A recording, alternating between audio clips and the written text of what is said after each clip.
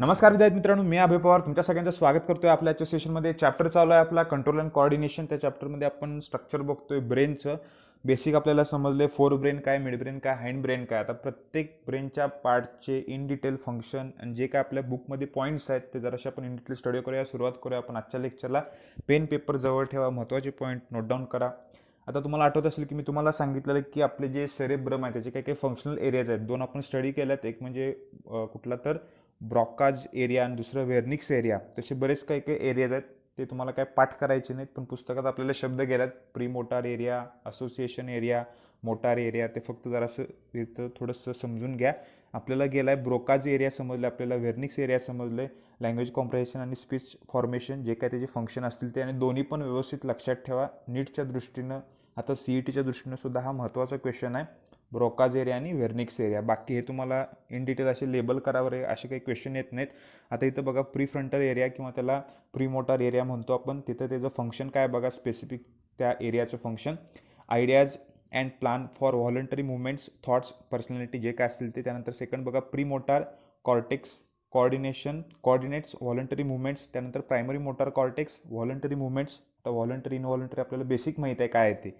Central sulcus आपण बघितलं आहे, दोन जे लोब्स आहेत त्यामधलं काय पार्टिशन.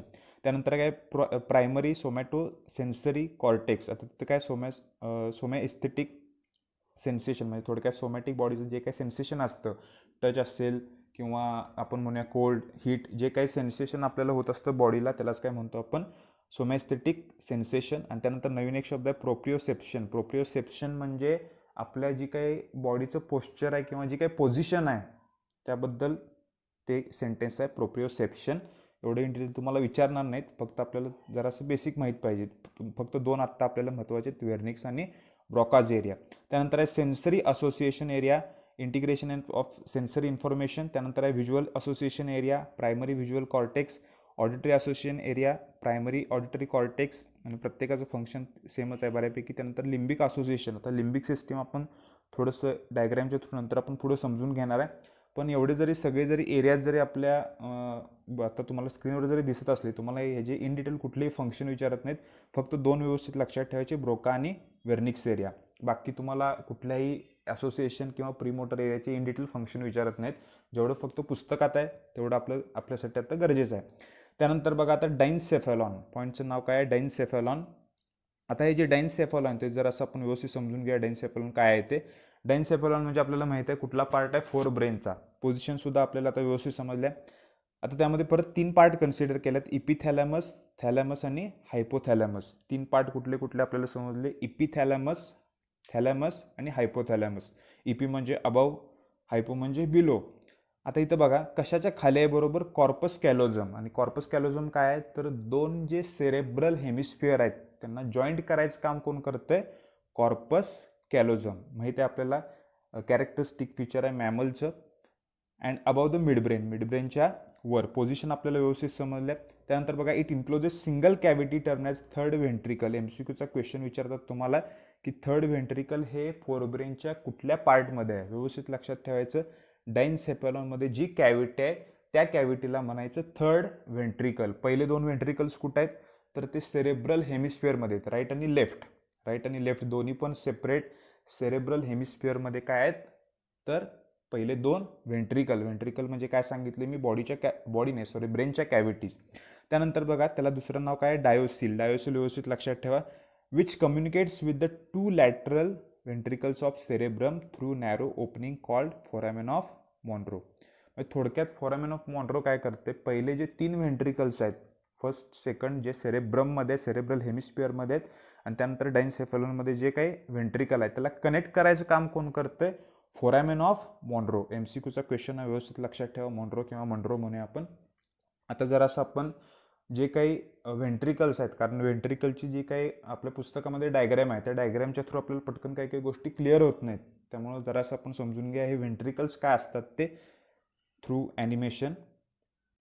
आता थोडंसं आपण व्हेंट्रिकलबद्दल बघूया.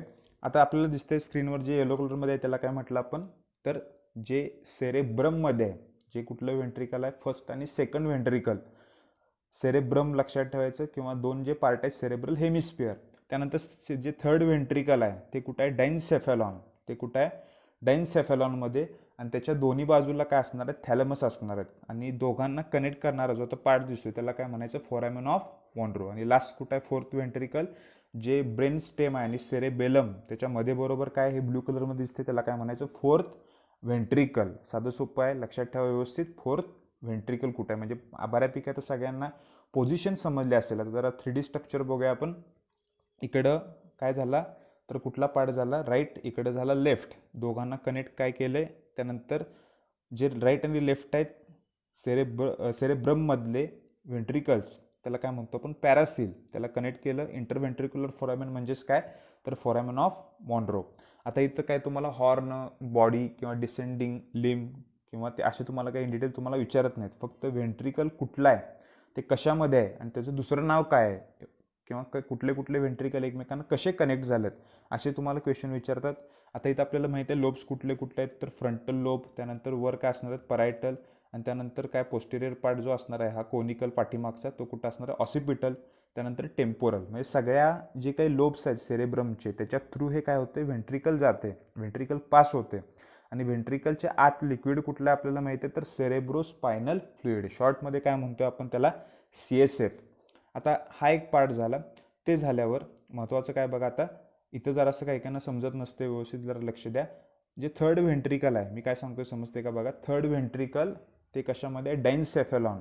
डायन्सेफॅलॉनमध्ये आपण 3 पार्ट कन्सिडर करतोय. वरचा इपिथॅलॅमस, दोन्ही साईडला त्याच्या बाजूला काय असतात, थॅलॅमस, आणि 2 असल्यावर त्याला थॅलामाय म्हणतो आपण, एक सिंगल असेल तर थॅलॅमस. आणि त्यानंतर त्याच्या बरोबर त्या कॅव्हिटीच्या खाली, थर्ड व्हेंट्रिकलच्या खाली काय असणार आहे, तर बरोबर असणार आहे हायपो, काय म्हणतो आपण त्याला, हायपो म्हणजे बिलो, हायपोथॅलॅमस. आता हे जरा व्यवस्थित समजून घ्या. इपिथॅलॅमस, हायपोथॅलॅमस आणि थॅलॅमस कुठं आहे ते. आता तुम्हाला जो स्क्रीनवर दिसतोय तो काय असणार आहे, थॅलॅमस. थर्ड व्हेंट्रिकल आहे, त्याच्याबरोबर साईडला काय दिसतोय आपल्याला, थॅलॅमस. दोन्ही साईडला थॅलॅमस आहेत, 2 असतात म्हणून त्याला थॅलामाय म्हणायचं. आणि लोअर साईडला आपल्याला काय असणार आहे माहिती आहे, हायपोथॅलॅमस. आता एक महत्त्वाचा पार्ट आहे बघा इथं. आपल्याला समजलं पहिले 3 व्हेंट्रिकल कसे कनेक्ट झाले, थ्रू फोरामेन ऑफ मॉन्ड्रो. त्यानंतर जे लास्ट व्हेंट्रिकल आहे, फोर्थ व्हेंट्रिकल, फोर्थ व्हेंट्रिकलची पोझिशन सुद्धा आपल्याला समजली. आता हे फोर्थ व्हेंट्रिकल आणि थर्ड व्हेंट्रिकल यांना कनेक्ट करणारा कुठला पार्ट आहे, त्याला म्हणायचं सेरेब्रल ॲक्वॅडक्ट. सेरेब्रल ॲक्वॅडक्ट किंवा आयटर एक शब्द आहे, सेरेब्रल ॲक्वॅडक्ट. हा जो पार्ट दिसतोय त्याला काय म्हणायचं, सेरेब्रल ॲक्वॅडक्ट. माझ्यामध्ये सगळ्यांना आता व्यवस्थित या जे काही ब्रेनच्या कॅव्हिटीज म्हणजेच काय व्हेंट्रिकल्स व्यवस्थित समजले असतील. आणि त्यातले जे पॉईंट आहेत महत्त्वाचे, फक्त काय सांगतो मी सारखे सारखे रिपीट करतो, कारण व्हेंट्रिकलवर हे MCQचे क्वेश्चन तुम्हाला पडत असतात सारखे सारखे, त्यामुळे ते आपल्याला जरासं माहीत पाहिजे.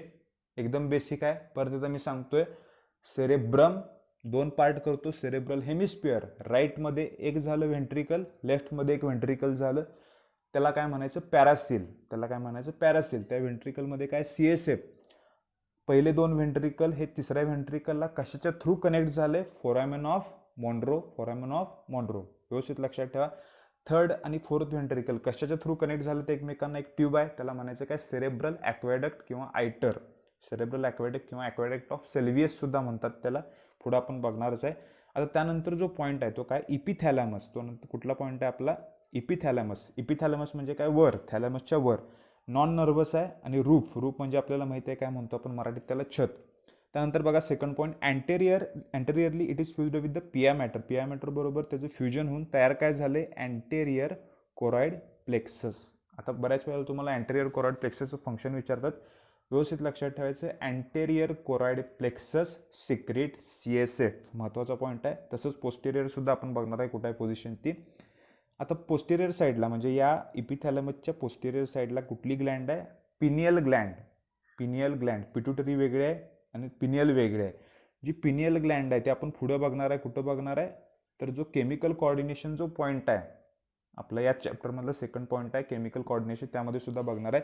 सुरुवातीला काय वाटायचं, ही ग्लँड कशी होती, वेस्टिजेल. वेस्टिजेल म्हणजेच काय, त्याचं काही कुठल्याही प्रकारचं फंक्शनच माहीत नव्हतं कोणाला, एकदम बारक्याशी ग्लँड होती.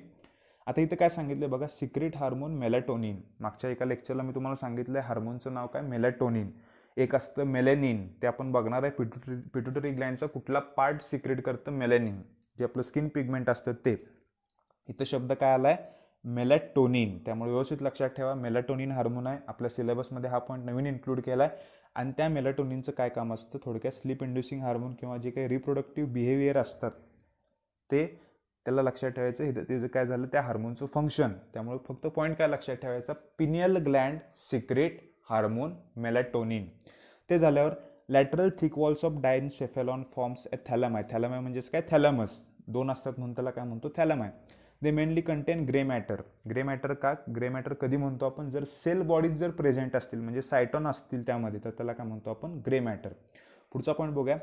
हॅबेनिक्युलर कमिशर कनेक्ट द टू थॅलमाय. म्हणजे जे दोन थॅलमस आहेत त्यांना कनेक्ट करणारा जो पार्ट आहे त्याला काय म्हणायचं, हॅबेनिक्युलर कमिशर.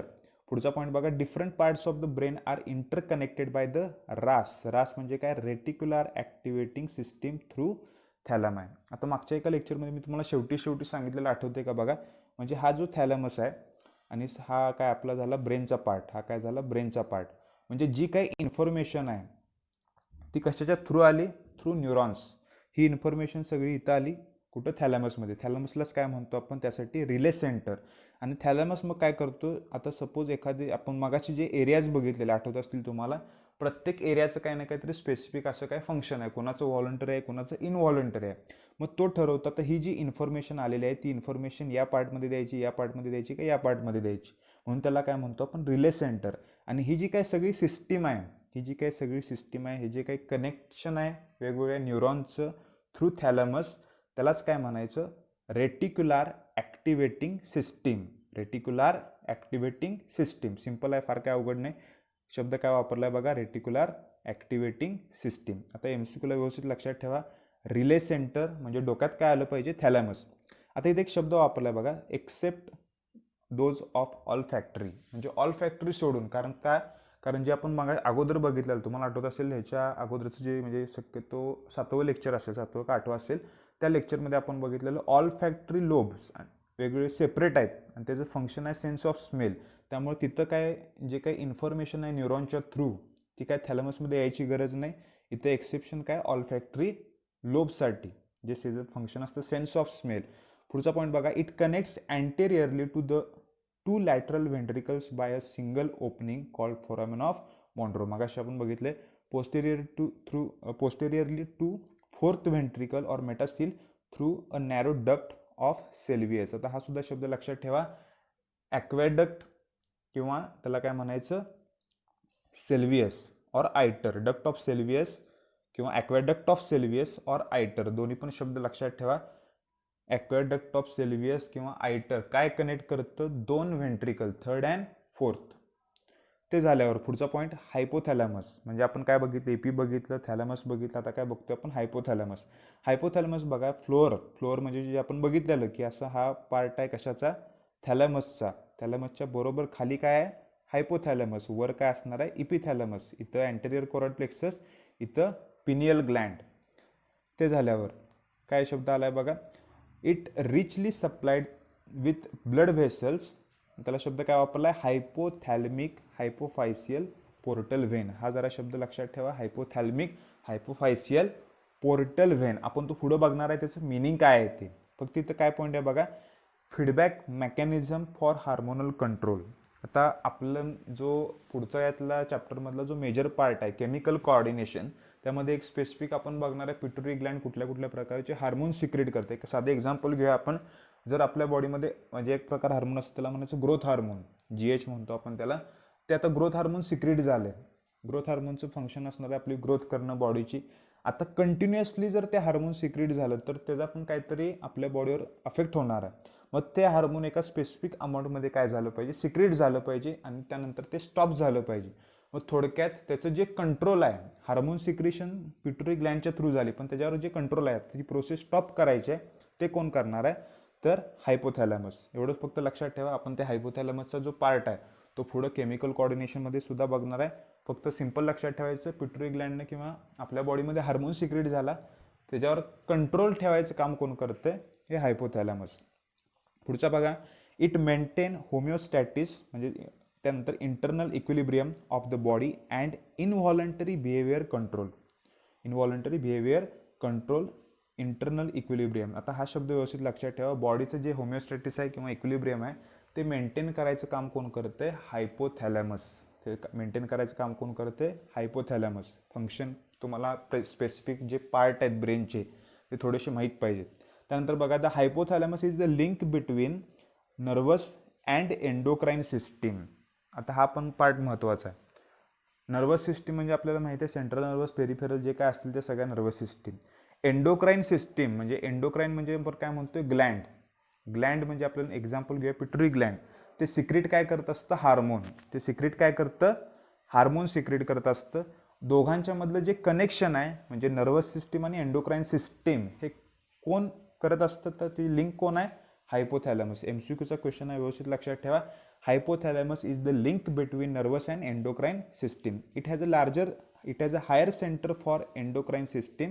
It regulates the heart rate, respiration, blood pressure, temperature, water and electrolyte balance. Electrolyte म्हणजे जे काही सोडियम पोटॅशियमचा जो काही बॅलन्स असतो आपल्या बॉडीमध्ये तो मेंटेन करायचं काम कोण करतं? म्हणजे बाकीचे पण आहेत क्लोराईड वगैरे जे काय असतात ते मेंटेन करायचं काम कोण करतं? त्याचं रेग्युलेशन कोण करतं? हायपोथॅलॅमस. त्यानंतर बघा, it has a centre for hunger, thirst, त्यानंतर स्लीप, फटीग, सॅटिटी सेंटर, त्यानंतर secretion of glands of stomach and intestine. आता हे बेसिक आपल्याला माहिती आहे, स्लीप काय असतं, फटीग काय असतं, हंगर काय असतं ते काय फार काही इतकं महत्त्वाचं नाही, पण फंक्शन लक्षात ठेवा. हंगर, थर्स्ट, स्लीप आणि फटीग आणि secretion of glands of stomach and intestine. आता थर्स्ट म्हणजे तहान लागणे म्हणतो आपण, फटीग म्हणजे थकवा येणे, सिम्पल काही गोष्टी आहेत. त्यानंतर बघा पुढचं point, it also produce neuro hormones that stimulate pituitary Gland. म्हणजे मगाशी मी सांगितलेलं जे हार्मोन पिट्युटरी ग्लँड सिक्रेट करते ते हार्मोनला त्याची प्रोसेस स्टॉप करण्यासाठी दुसरं एखादं काय तर अँटी हार्मोन सिक्रेट करायचं थोडक्यात काम कोण करत असतं? तर हायपोथॅलॅमस. त्यानंतर बघा, a complex neuronal circuit called the limbic system. शब्द काय आला बघा, आणि हा सिलेबसमध्ये नवीन इन्क्लूड केला आपला. Limbic system is formed by hypothalamus. आता इथे शब्द काय काय आला बघा, बाय हायपोथॅलॅमस, ॲमॅगडेला, नवीन शब्द आहे ॲमॅगडेला. मी उच्चार काय करतोय बघा व्यवस्थित, ॲमॅगडेला. त्यानंतर parts of epithalamus and thalamus, hippocampus and other areas. या सगळ्याला एकत्रित काय म्हणतोय आपण? तर लिम्बिक सिस्टीम. काय म्हणतोय एकत्रित? त्याला आपण limbic system. It appears to be responsible for emotion, reactions, motivation, drives and memory. आता इथं काय समजून घ्यायचं आहे की जे काही आपल्या इमोशनमध्ये थोडक्यात एखादं फिअर असेल किंवा आपलं व्हायलन्स असेल किंवा आपलं भीती मनामध्ये किंवा त्याला काय म्हणतो आपण राग असेल, ते जे काही आपले इमोशन्स आहेत ते इमोशन्समध्ये काय रोल करत असतं? हे लिम्बिक सिस्टीमचा रोल असतो. आता जरासं इमेजच्या थ्रू आपण समजून घ्या लिम्बिक सिस्टीम काय आहे ती, कारण काही काही जरा नवीन शब्द आपल्याला आहेत, ॲमॅगडेला, हिपोकॅम्पस, तेवढं इन डिटेल नाही पण आपल्याला बेसिक माहीत पाहिजे. आता हायपोथॅलॅमस मगाशी आपण बघितले होमिओस्टॅटिस फंक्शन आहे, बॉडीचं इक्विलिब्रियम मेंटेन करायचं. थॅलॅमस काय आपल्याला माहिती आहे, काय रिले सेंटर आहे, रिले इन्फॉर्मेशन करत असते जी थ्रू न्यूरॉन्स येत असते आणि त्यानंतर ती स्पेसिफिक इन्फॉर्मेशन स्पेसिफिक अशा फंक्शनल एरियामध्ये सेरेब्रमच्या पाठवली जाते. आता इथं दोन नवीन शब्द आहेत, एक म्हणजे ॲमॅगडेला आणि दुसरं काय हिप्पोकॅम्पस. त्याचं फक्त लोकेशन समजून घ्या कुठं आहे. हा जो पार्ट दिसतोय त्याला काय म्हणायचं एकदम बारका, त्याला म्हणायचं ॲमॅगडेला. त्याला काय म्हणायचं? ॲमॅगडेला. आणि त्याचं फंक्शन काय बघा, इमोशन, त्या भीती असेल मनामध्ये किंवा आपले काय म्हणतो त्याला व्हायलन्स असेल, अँग्री असेल, जे काय असतील ते सगळे जे काही इमोशन्स आहेत ते इमोशन कशामुळे असतात तर ते ॲमॅगडेलामुळं. एवढा पॉईंट तुम्ही फक्त लक्षात ठेवला तरी पुरेसा आहे. त्यानंतरच बघा इथं जो पुढचा जो पार्ट दिसतो त्याला काय म्हणायचं? हिप्पोकॅम्पस. मेमरी कन्व्हर्जन म्हणजे जे काही शॉर्ट टर्म मेमरी आहे त्याचं कन्व्हर्जन लॉंग टर्म मेमरीमध्ये करायचं काम कोण करत असतं? हिप्पोकॅम्पस. मेमरी कन्व्हर्जन एवढं सिंपल लक्षात ठेवलं तरी चालेल. लिम्बिक सिस्टीममध्ये ॲमॅगडेला, हिप्पोकॅम्पस, थॅलॅमस आणि हायपोथॅलॅमस. आता इथं बरेच बाकीचे काही काही पार्ट्स असतात पण आपल्याला तेवढं इन डिटेल आत्ता सध्या तरी अभ्यासाला नाही. फक्त दोन नवीन शब्द आहेत, ॲमॅगडेला आणि हिप्पोकॅम्पस. ॲमॅगडेलाचं फंक्शन काय आहे थोडक्यात इमोशन लक्षात ठेवा, आणि हिप्पोकॅम्पसचं काय? कन्व्हर्जन, शॉर्ट टर्म मेमरीचं कन्व्हर्जन लॉंग टर्म मेमरीमध्ये.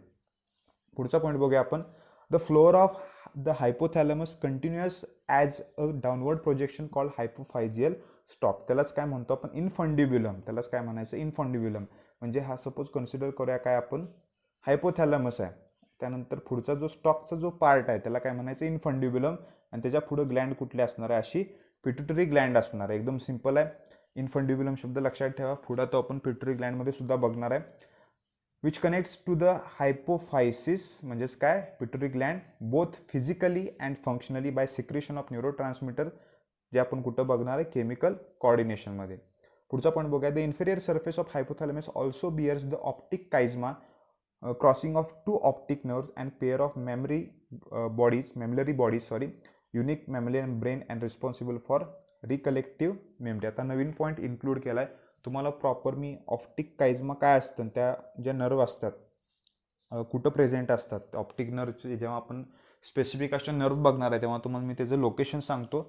वेंट्रल व्ह्यूच्या थ्रू आपल्याला दिसतात. आत्ता माझ्याकडे ती जी डायग्रॅम नाही, नंतर मी तुम्हाला ऑप्टिक काइजमा काय असतं ते दाखवतो. आणि जसं ॲमॅगडेल आहे तसंच एक साईडला एक बारकी एक बॉडी असते, त्याला म्हणायचं काय, मॅमिलरी बॉडी, जे कॅरेक्टरिस्टिक फीचर आहे कुणाचं, मॅमल्स. ऑप्टिक काइजमा लक्षात ठेवा, आपण पुढच्या एका लेक्चरमध्ये बघूया त्याचं प्रॉपर लोकेशन. त्यानंतर पुढचा पॉईंट आहे मिडब्रेन. मिडब्रेनमध्ये आपण काय कन्सिडर केलं ते 2 पॉईंट, एक म्हणजे क्रुरा सेरेब्री आणि त्यानंतर काय तर महत्त्वाचं लक्षात ठेवायचं कॉर्पोरा क्वाड्रिजेमिना. लोकेशन बघा, it is located between the diencephalon and pons varolii. Pons varolii किंवा काही काही व्हरोलाई सुद्धा म्हणतात, दोन्ही पण प्रोनाऊन्सिएशन बरोबर आहे. It contains the cerebral aqueduct or iter that connects the third and fourth ventricle. माझ्यामध्ये तुम्हाला आता व्यवस्थित समजलं असेल. आता इथं महत्त्वाचं पार्ट काय बघा, शब्द काय महत्त्वाचा आहे, कॉर्पोरा क्वाड्रिजेमिना. परत एकदा मी उच्चार करतोय, corpora quadrigemina and 4 rounded elevations on the dorsal surface of the midbrain. पुढे आपण बघणार आहे डायग्राममध्ये काय आहेत ते. आता इथं महत्त्वाचं पॉईंट बघा, त्या कॉर्पोरा कॉर्पोरा म्हणजे बॉडी म्हणतो आपण, आणि क्वाड्रिजेमिना म्हणजे इथे 4 प्रकारच्या बॉडीज असतात. असं स्पेरिकल स्ट्रक्चर दिसतं आपल्याला थोडंफार. आता जे वरचे आहेत त्याला काय म्हणायचं, 2 सुपेरियर कॉलिक्युलाय. नवीन शब्द आहे, व्यवस्थित समजून घ्या. 2 superior colliculi are involve in the visual reflexes. त्यानंतर 2 inferior colliculi are relay centre for auditory reflexes. पहिला काय सांगितलं, व्हिज्युअल, त्यानंतर काय auditory reflexes that operate when it is necessary to move the head to hear sound more distinctly. आता इथं तुम्हाला डायग्रॅमच्या through जर असं व्यवस्थित आपण समजून घेऊया काय आहे ते. कुठला पार्ट बघत होतो आपण, तर मिडब्रेनचा पार्ट बघत होतो. आता मिडब्रेन कशामध्ये आपण कन्सिडर करतो, तर ब्रेन स्टेममध्ये. आता इथं समजून काय घ्यायचं आपल्याला, हे कॉलिक्युलाय काय असतात ते. आता मिडब्रेनचा हा व्ह्यू कसला आहे, डॉर्सल व्ह्यू आहे. हा व्ह्यू कसला आहे, डॉर्सल व्ह्यू. यामध्ये तुम्हाला इथं समजत असेल बघा, वर जी डायग्रॅम आहे ते जरासं आपण इन डिटेल बघतोय. आता झूम करून व्यवस्थित आपण समजून घ्या कुठला पार्ट कसा येतो. आता इथं जे आपल्याला स्क्रीनवर दिसतंय त्या स्क्रीनवर मध्ये महत्त्वाचे काय काय शब्द आहेत बघा. मिडब्रेनमध्ये 2 पार्ट आपण कन्सिडर केले, एक म्हणजे कॉर्पोरा क्वाड्रिजेमिना. आता हे टेक्टम म्हणून एक पार्ट असतो, तो काय आता तुम्हाला विचारत नाहीत, फक्त शब्द लक्षात ठेवा, कॉर्पोरा क्वाड्रिजेमिना. त्यामध्ये आता तिथं 2 दिसतात बघा, म्हणजे हा एक पार्ट दिसतोय आपल्याला, 2 अशी बॉडीज दिसतात, हा एक पार्ट आणि त्याच्या खाली हा एक पार्ट. वरचे 2 आहेत त्याला काय म्हटले, सुपेरियर कॉलिक्युलाय किंवा कॉलिक्युलस. सिंगल असेल कॉलिक्युलस, अनेक असतील कॉलिक्युलाय. वरचे 2 गोळे आहेत त्याला काय म्हटलं आपण, सुपेरियर, आणि खालची जी 2 आहेत त्याला राऊंडेड बॉडीज त्याला काय म्हटलं, इन्फेरियर कॉलिक्युलाय. आता फंक्शन व्यवस्थित समजून घ्यायचे.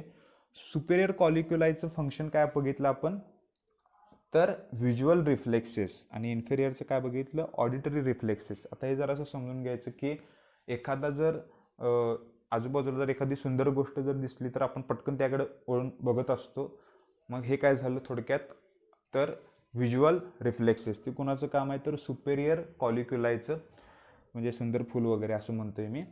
त्यानंतर जे इन्फेरियर कॉलिक्युलाय आहे, जे इन्फेरियर काय आहे कॉलिक्युलाय, एखादा पटकन असा जर एकदम मोठा आवाज आला, म्हणजे तो फटाक्याचा असेल किंवा असा दरवाजा किंवा असं काहीतरी, क्लासमध्ये तुम्ही असताय बघा की लेक्चर चालू असताना पाठीमागून असा चपलाचा आवाज आला की लगेच आपण कोण आलंय बघत असतो. म्हणजे थोडक्यात काय, तो आपला रिफ्लेक्स असतो ऑडिटरी, म्हणजे जसा आवाज आलाय त्या आवाजाच्या दिशेने बघणं, हे आपली काय झाली थोडक्यात रिफ्लेक्स ॲक्शन झाली थोडक्यात. त्याला त्याचं जे कंट्रोल आहे ते कुणाच्या अंडर असतं, तर इन्फेरियर कॉलिक्युलाय. दोन्ही पॉईंट व्यवस्थित समजून घ्या, कधी कधी एमसीक्यूला विचारतात. काय सांगितले बघा, कॉर्पोरा क्वाड्रिजेमिना. क्वाड्री का, कारण 4 बॉडीज आहेत, वरच्या 2 सुपेरियर, खालच्या 2 काय आहेत, इन्फेरियर. ज्या सुपेरियर आहेत त्यामुळे लक्षात ठेवायचं व्हिज्युअल, डोळे वर असतात, त्यानंतर कान जराशी त्याच्या खाली असतात, असं समजून घ्या. काय तर नाही, दोन्ही एका लाईनमध्येच असतात बऱ्यापैकी, पण समजून घ्या व्यवस्थित. जे आपले डोळे आहेत काय करणार आहेत, व्हिज्युअल रिफ्लेक्स करणार आहेत, क्रिएट करणार आहेत.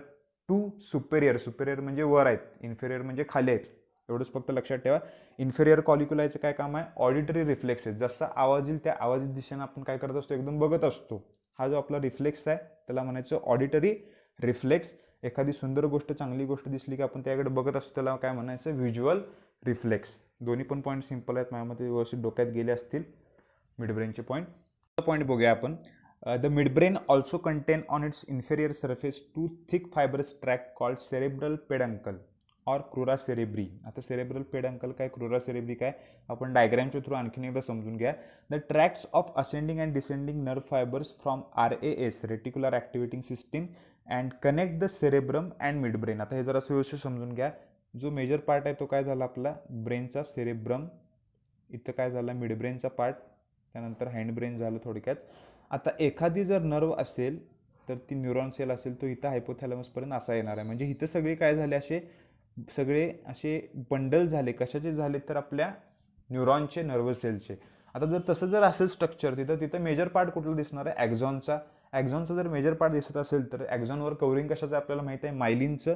आणि जर मायलिनचं कवरिंग त्या ठिकाणी असेल तर कलर कुठला येणार आहे तिथं, व्हाईट मॅटर.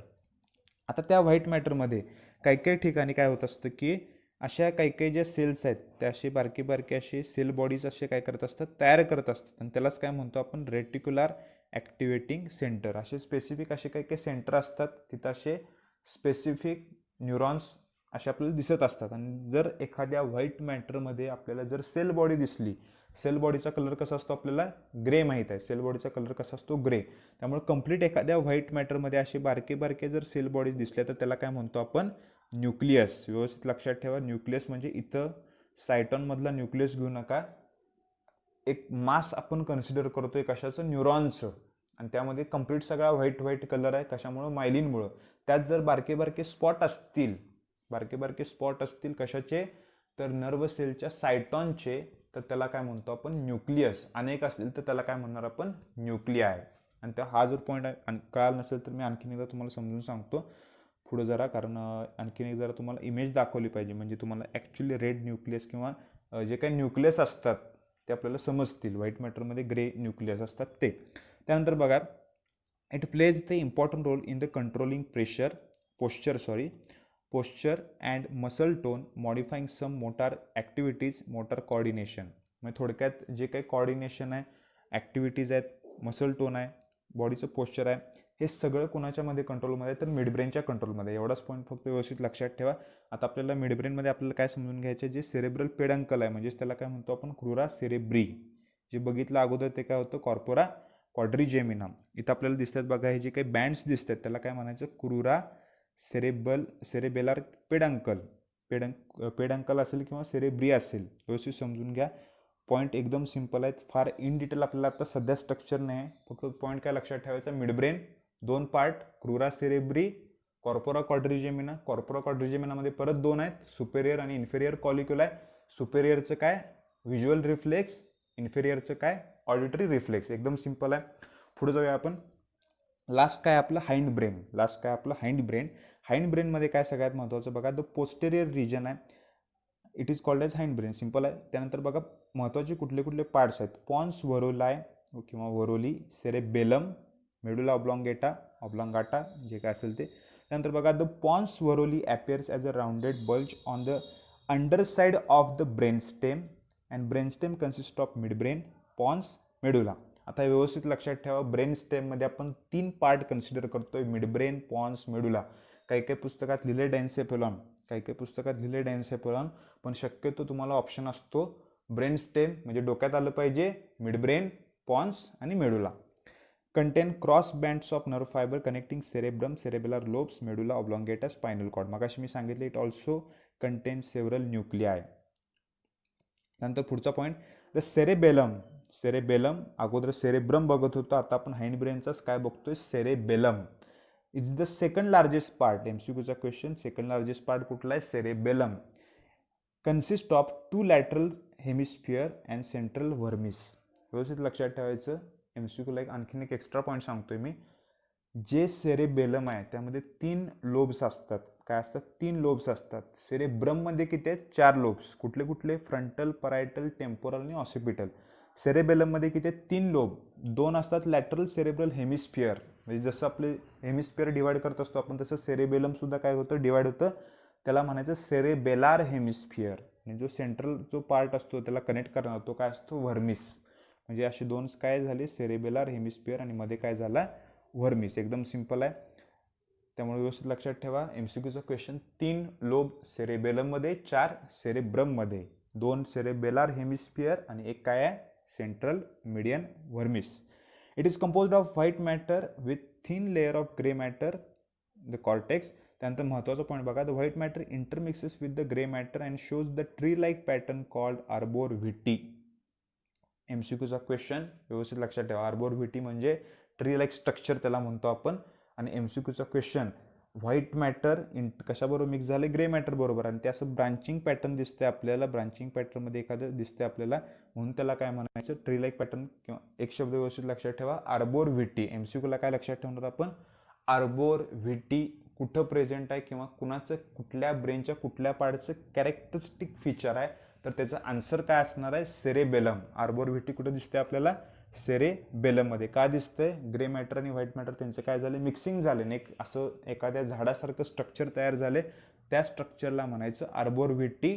आणि लक्षात ठेवायचं कुठं आहे, सेरेबेलममध्ये.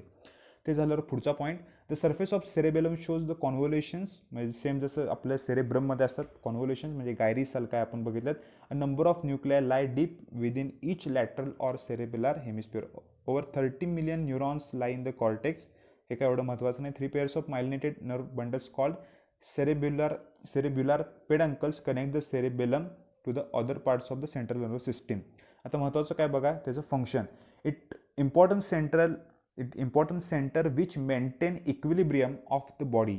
काय करतं, इक्विलिब्रियम मेंटेन करतं, posture, balancing, orientation, moderation of voluntary movements, maintenance of muscle tone. त्यामुळे जरा प्रत्येक ब्रेनचे जे पार्टचे फंक्शन आहेत काही काही रिपीट होत असतात, पण जरा व्यवस्थित आणखीन एकदा चांगले रिवाईज करा. थॅलॅमस डायन्सेफेलॉनचे फंक्शन काय आहेत, त्यानंतर सेरेब्रमचे काय आहेत, आणि आत्ता काय बघतोय आपण, हाइंड ब्रेनचं सेरेबेलम. त्यानंतर पुढचा point, it is a regulatory centre for neuromuscular activities and control rapid activities like walking, running, speaking. त्यानंतर all activity of cerebellum are involuntary. कसे आहेत ते सगळे, involuntary, though may involve learning in early stages. पुढचा point, the medulla oblongata is the posterior conical part. आता cerebellum इथे झालं, आता काय बघतोय आपण, medulla oblongata is the posterior conical part of the brain and continuous as the spinal cord. Medulla ऑब्लॉंगेटाच्या पुढे कुठला पार्ट असणार आहे, स्पायनल कॉर्ड.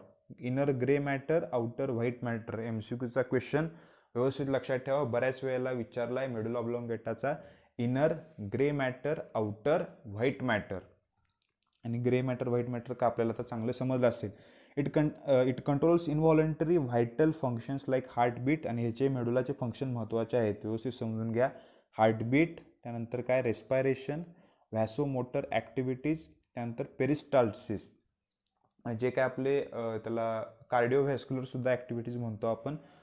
जे काय रेस्पायरेशन असेल, हार्टचं जे काय हार्ट बिटिंग असेल, व्हॅसोमोटर ॲक्टिव्हिटीज असतील, पेरिस्टाल्सिस म्हणजे आपल्याला माहिती आहे जे काय आपलं डायजेशनमध्ये हेल्प करत असतं ती मुवमेंट, पेरिस्टाल्सिस.